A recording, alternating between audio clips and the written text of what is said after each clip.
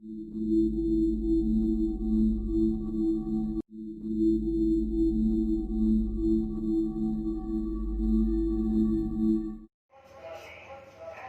Students, कैसे हो आप सब। आई होप आप सब ठीक होगे, सेफ होगे अपने अपने घर पर और अच्छे से पढ़ाई कर रहे होगे। Welcome to my YouTube channel Learners Destination. I am Preeti Narwal, your maths teacher. As you know, class 12 के लिए हमने चैप्टर नंबर 5 स्टार्ट कर रखा था। चैप्टर 5 की हम डिस्कस कर रहे थे एक्सरसाइज 5.1। कुछ क्वेश्चंस हम इसके डिस्कस कर चुके थे, कुछ क्वेश्चंस हम आज डिस्कस करेंगे।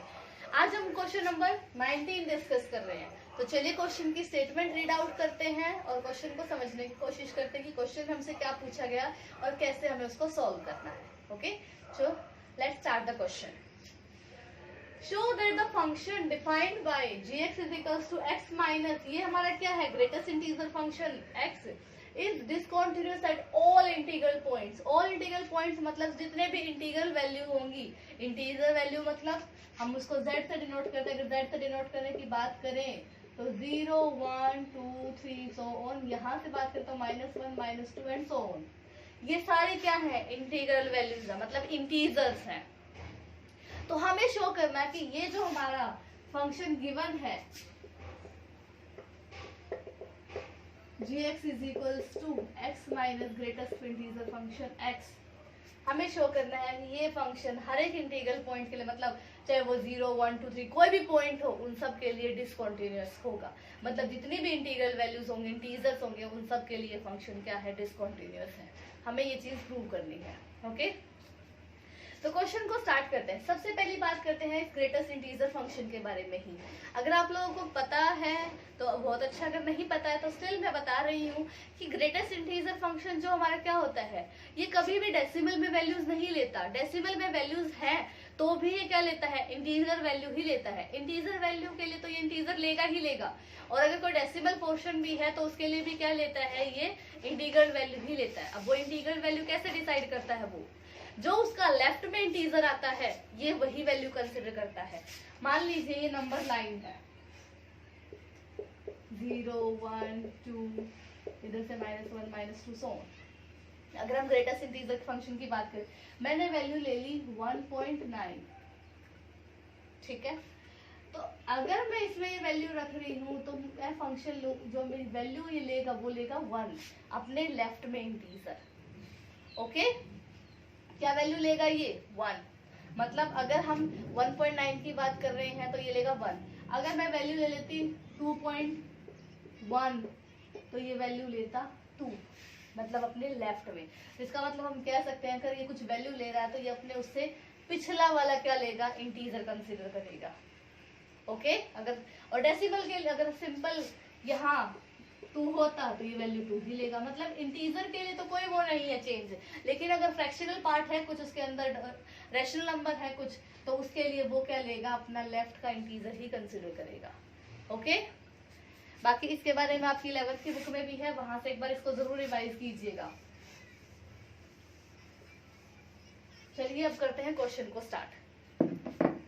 क्वेश्चन हमारा क्या है, gx इज इक्वल्स टू, हमें प्रूव करना है इंटीग्रल वैल्यूज के लिए फंक्शन क्या है, डिसकंटिन्यूअस है। तो हम इंटीग्रल पॉइंट्स ही डिस्कस करेंगे, इसके अलावा पॉइंट्स हम डिस्कस नहीं करेंगे। हम मान लेते हैं कोई भी c नंबर है, let's c is equals to all integral values, की कोई भी इंटीग्रल वैल्यू हो सकती है।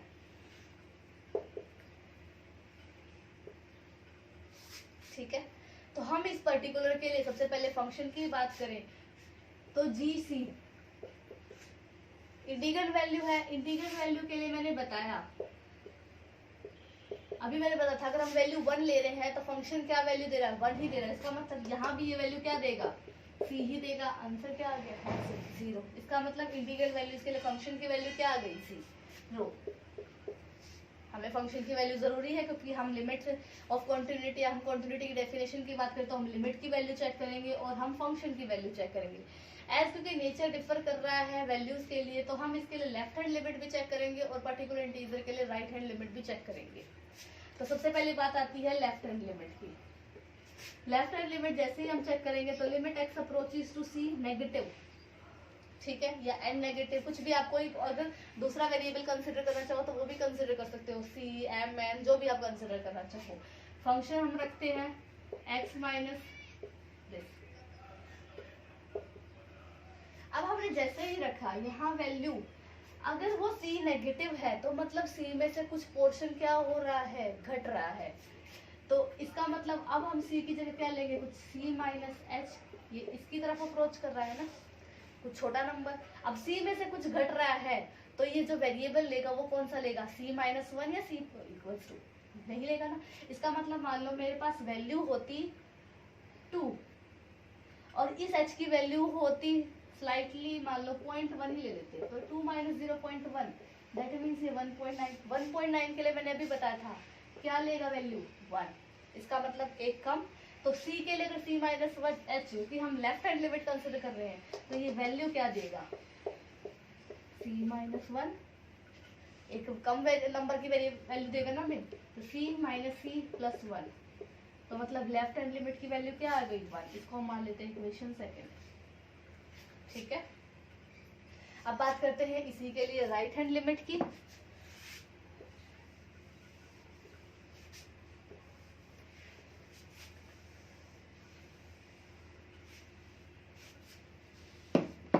अगर हम इसकी राइट हैंड लिमिट की बात करें तो limit x approaches to c plus हम जैसे ही रखेंगे x minus this, c plus का मतलब अब ये क्या हो जाएगा 2 माइनस 0.1 ना होकर अब ये क्या होगा 2 प्लस 0.1 दैट मीन्स 2.1। अब 2.1 के लिए वैल्यू क्या लेगा 2, दैट मीन्स c लेगा। तो यहाँ से वैल्यू हम पुट करें तो ये क्या लेगा c माइनस सी 0। अगर हम ध्यान से देखें इसको इक्वेशन थर्ड मान लें from equation first second and third, वैसे सेकेंड थर्ड से ही अगर हम पता करें तो लेफ्ट हैंड लिमिट की वैल्यू है 1, राइट हैंड लिमिट की वैल्यू है 0। क्या left hand limit right hand limit के इक्वल है, बिल्कुल भी नहीं है। दैट मीन्स ये क्या इम्प्लाई कर रही है from equation second and third, from equation second and third what we get, left hand limit is not equals to right hand limit. Left hand limit right hand limit के equal नहीं है तो हमारी क्या आ गई, डिसकंटिन्यूटी की हमें कंडीशन मिल गई, फंक्शन क्या हो गया डिसकंटिन्यूअस हो गया। अब सी हमने क्या मान के चले थे, सारी की सारी इंटीग्रल वैल्यू की कोई भी इंटीग्रल नंबर हो सकता है। दैट मीन सभी इंटीग्रल पॉइंट्स के लिए ये जो पर्टिकुलर फंक्शन है ये कैसा हो गया डिसकंटिन्यूअस। तो हमने क्या कंसिडर किया, हमने स्टार्टिंग में एक वेरिएबल का नंबर कंसिडर किया, उसको हमने सभी इंटीग्रल वैल्यू की, वो कोई भी इंटीग्रल वैल्यू ले सकता है, उसके इक्वल माना हमने। तो जैसे ही हमने इसके लिए पहले फंक्शन की वैल्यू निकाली, फिर हमने इसके लिए लेफ्ट हैंड लिमिट की वैल्यू निकाली, फिर हमने इसके लिए राइट हैंड लिमिट की वैल्यू निकाली, और फिर हमने देखा कि लेफ्ट हैंड लिमिट और राइट हैंड लिमिट ही इक्वल नहीं है। जब वो दोनों ही इक्वल नहीं है तो ऑब्वियस हो गया कि फंक्शन क्या हो गया डिसकंटिन्यूअस हो गया इस पर्टिकुलर के लिए। ओके, आई होप आपको क्वेश्चन समझ में आ गया होगा। अगर कोई डाउट रह जाए तो वो डाउट मुझे कमेंट सेक्शन में जरूर बताइएगा। अगर आप चैनल वीडियो अच्छी लगे तो वीडियो को भी जरूर लाइक कीजिएगा, और चैनल पर नए हैं तो चैनल को सब्सक्राइब कीजिएगा, बेल आइकन को दबाइए ताकि आपको टाइम टू टाइम ऐसी वीडियोस की नोटिफिकेशंस भी मिलती रहें। ओके, चलिए स्टूडेंट, अब हम डिस्कस करते हैं एक्सरसाइज 5.1 का क्वेश्चन नंबर 22। जैसे मैं 22 सॉल्व करूंगी वैसे ही आपको 21 भी सॉल्व करना है। 21 इसी तरीके से सॉल्व होगा जैसे 22 सॉल्व होगा। ओके, क्वेश्चन क्या है, discuss the continuity of the cotangent, cosecant and secant function. हमें इन फंक्शन से क्या डिस्कस करनी है, कॉन्टिन्यूटी डिस्कस करनी है। इसका मतलब कहाँ ये फंक्शन कॉन्टिन्यूस है, कहाँ डिसकॉन्टिन्यूस है, जिन पॉर्टिकल पॉइंट्स पे डिसकॉन्टिन्यूस होंगे वो क्या होंगे, उसके लिए पॉइंट ऑफ डिसकॉन्टिन्यूटी होंगे। ओके, अगर कोटेंजेंट की बात करें तो कोट फंक्शन हमारा किसके इक्वल होता है, cos theta by sine theta. अगर हम कोसिकेंट फंक्शन की बात करें 1 by sine theta, secant function की बात करें 1 बाय कोस थीटा। इसका मतलब सबसे पहले तो हमें ये चेक करना पड़ेगा कि ये जो कोस और साइन फंक्शन है ये कहाँ कहाँ कॉन्टिन्यूस है, कहाँ कहाँ डिसकॉन्टिन्यूस है। ओके, उनके ऊपर ही डिपेंड करेगा हमारा कोटेंजेंट, कोसिकेंट और सीकेंट फंक्शंस का। ठीक है, अब कोटेंजेंट के लिए अगर हम बात करें, कोटेंजेंट हमारा होता है cos theta by sine theta. अगर हम इसको मैं एफ एक्स मान लेती हूँ, इसको मैं जी ऑफ एक्स मान लेती हूँ। हमने इधर अलजेब्रा ऑफ फंक्शंस आपको याद हो, अगर नहीं याद है तो मैं डिस्क्रिप्शन में उस वीडियो का लिंक दे दूंगी, वो वीडियो जरूर देखिएगा। कि अगर हमारे एफ और जी कॉन्टिन्यूस फंक्शन है तो हम बोलेंगे एफ बाई जी भी हमारा क्या होगा, कॉन्टिन्यूस फंक्शन ही होगा। सिमिलरली 1 बाई जी एक्स भी क्या होगा हमारा, कॉन्टिन्यूस होगा अगर जी एक्स कॉन्टिन्यूस है।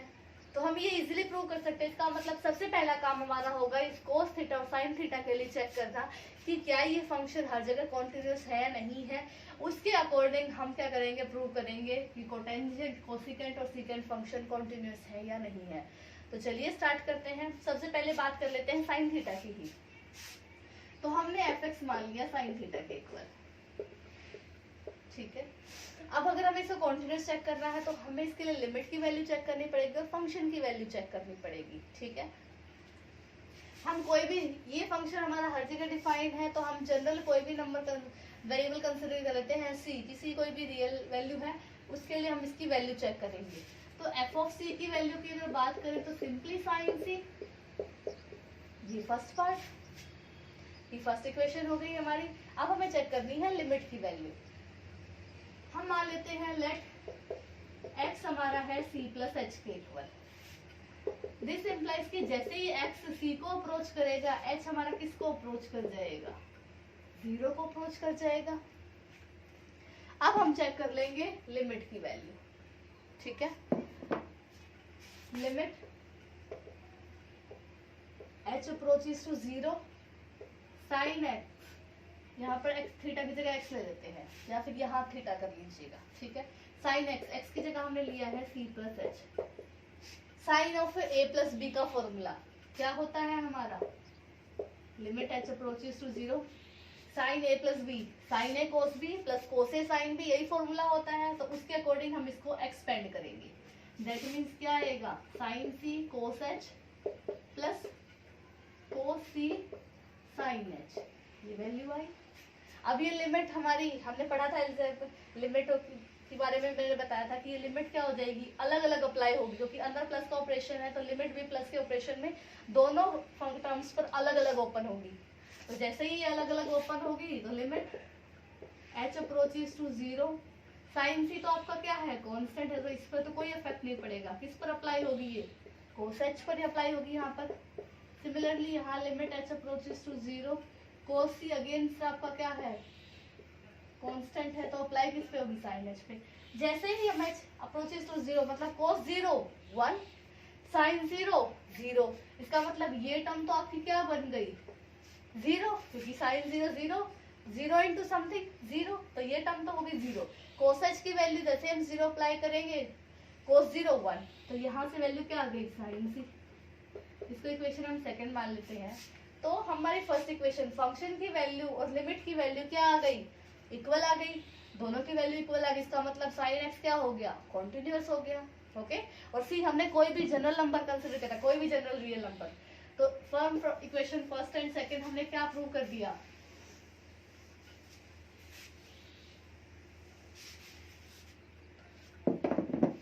From equation first and second हमारी जो limit x approaches to c on f of x, वो हमारा f ऑफ c के इक्वल आ गया। ये क्या इम्प्लाई कर रहा है कि एफ एक्स क्या है, इज एवरीवेयर कॉन्टिन्यूअस है।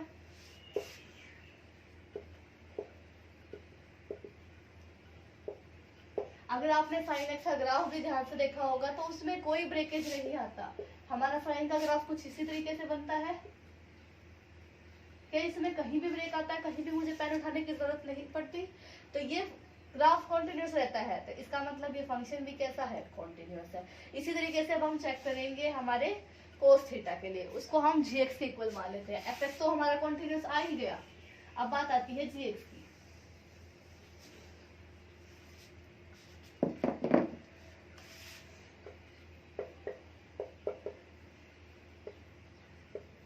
कोस एक्स के इक्वल मान लिया हमने, g x is equals to cos x के इक्वल मान लिया।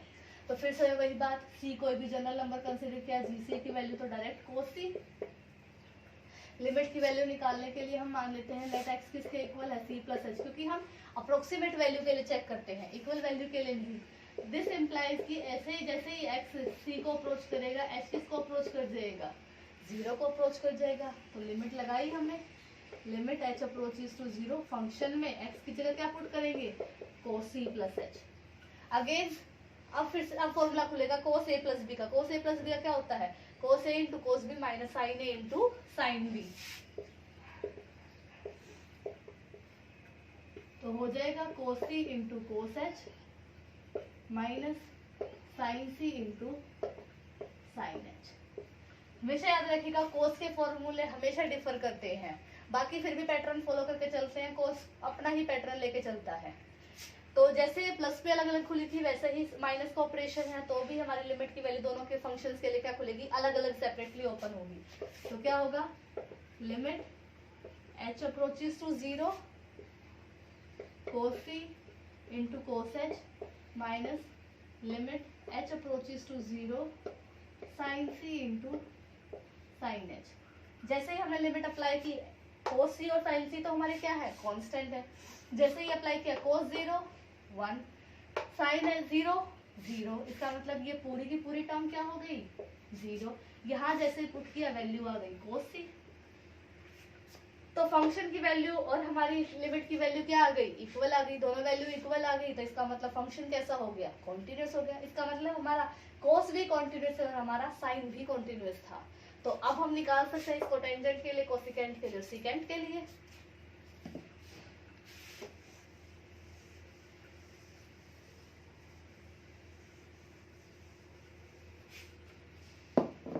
अब बात करते हैं कोटेक्स के लिए। कोटेक्स अगर हम बात करें तो आपका किसके इक्वल होगा, cos x by sin x के इक्वल होगा, या हम मान ले इसको gx बाय fx के इक्वल होगा।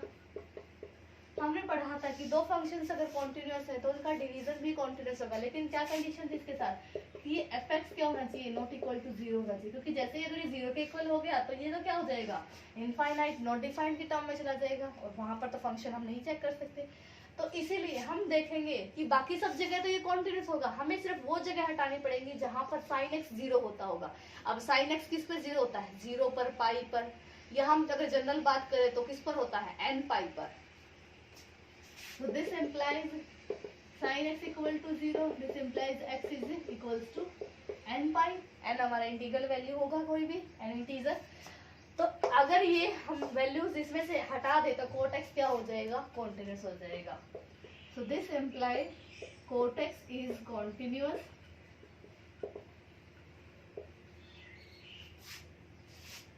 if x is not equals to n pi। अगर x n पाई के इक्वल नहीं है तो हम बोल देंगे हमारा फंक्शन कैसा है, कॉन्टिन्यूअस है। ओके, सिमिलरली अगर मैं कोसिकेंट x की बात करूं, कोसिकेंट x के लिए क्या होगा, 1 बाय साइन x। अगेन हमें ऐसी वैल्यूज को हटाना पड़ेगा जहां पर हमारा साइन 0 होता होगा, इसका मतलब अगेन ये क्या होगा, n pi. So this implies cosecant x भी हमारा कॉन्टिन्यूअस होगा except x is equals to n pi. ये आप कह सकते हो कि इफ x अगर not equal to n pi है तो cot x कॉन्टिन्यूअस है। अगर आपको हो गई कि कोसिकेंट x इज कॉन्टिन्यूअस है, अगर आपका x is not equal, x क्या आपका n पाई के इक्वल आ जाएगा, उनको हटा देते तो बाकी जगह फंक्शन क्या है हमारा, कोसिकेंट क्या है, कॉन्टिन्यूअस है। अब बात आती है हमारे सीकेंट फंक्शन की। सीकेंट x वो किसके इक्वल होगा, 1 बाय cos x। तो इसका मतलब अब हमें वो जगह हटानी पड़ेगी जहां cos x 0 होता होगा। cos x किस पर 0 होता है, पाई बाय 2, 3 पाई बाय 2, इस तरीके से। इसका मतलब multiple of pi by 2। So this implies secant x is continuous except, कौन से पॉइंट हटाने पड़ेंगे, x is not equal, sorry x is equals to 2n + 1 into pi by 2। अगर ये वैल्यूज है आपकी, हमने एक्सेप्ट लिख दिया इसीलिए नॉट इक्वल्स टू की जगह क्या आएगा, इक्वल्स टू आएगा। अगर x की ये वैल्यूज है तो इनको छोड़कर बाकी सभी जगह सीकेंट x क्या होगा, कॉन्टिन्यूस होगा। तो हमने यहाँ पर क्या यूज किया, हमने यहाँ पर पहले तो हमारी बात है लिमिट की भी, लिमिट की जो प्रॉपर्टीज है वो यूज हुई, हमारी कॉन्टिन्यूटी की जो डेफिनेशन है वो यूज हुई, फिर अलजेब्रा जो है हमारा कॉन्टिन्यूस फंक्शंस का वो यूज हुआ। तो अगर आपने पिछली वीडियोस अभी तक नहीं देखी हैं, मैं लिंक में डिस्क्रिप्शन में भी दे दूंगी उन वीडियोस का लिंक, आप जरूर वो वीडियोस देखिएगा, क्योंकि वो वीडियो देखने के बाद ही आपके क्वेश्चंस अच्छे से समझ में आ पाएंगे आपको। ओके, तो यहाँ तक अच्छे से पढ़िएगा। अगर कोई डाउट रह जाए तो वो डाउट भी कमेंट सेक्शन में बताइएगा। अगर आप चैनल पर नए हैं तो चैनल को सब्सक्राइब कीजिए और बेल आइकन को दबाइए, ताकि आपको टाइम टू टाइम ऐसी नोटिफिकेशंस मिलती रहे ऐसी वीडियोस के लिए। And students, stay home, stay safe, take care everyone, have a good day. Thank you so much.